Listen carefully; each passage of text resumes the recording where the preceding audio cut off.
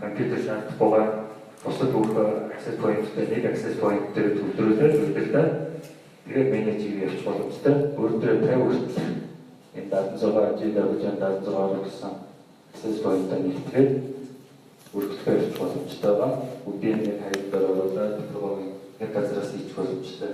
Энийг ямар газарт ашиглаж болох вэ? Жижиг офисууд, том албан газрууд болно, олон салбартай газруудаас ирж болно. Жижиг офисууд жишээ нь хоёр өрөөндөө зэрлээ адилхан хаяг өгдөө тэгээд шилжиж явж болно.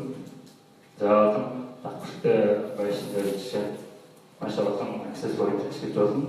Энэ бүгдэн дээр тоогоор тусдаа хаяг цацаад ихтэй байр цацаад салбараар нь ч юм уу за гаднаас ирсэн зочдтой бас тусдан зориулаад цацаад тэг боломжтой байгаа. Тэр маш чухал. За access point-ноос хэдэн мессеж сайт хийж байна? access point-ноос 16 мессеж сайт боломжтой байна.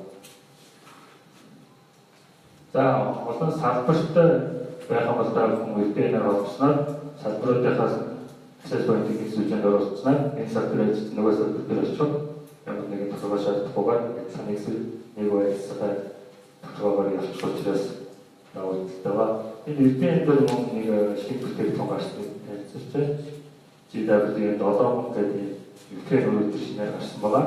За энэ үүний өөрөөр маш том боломжтой үзүүл сайтай ийм бүтээн өөрөөр байгаа. Энэ саяны access point-тай хамт ашиглаж болно.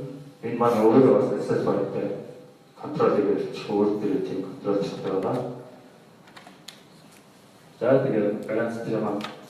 Interface data mobility, video, data, voice энэ бүгдийг ихтгэсэн шийдэл гаргаж нийлүүлдэг байгаа.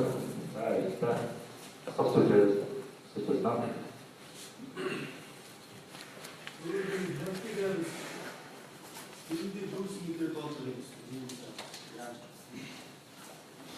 Камер дугаар үгүй хаалт.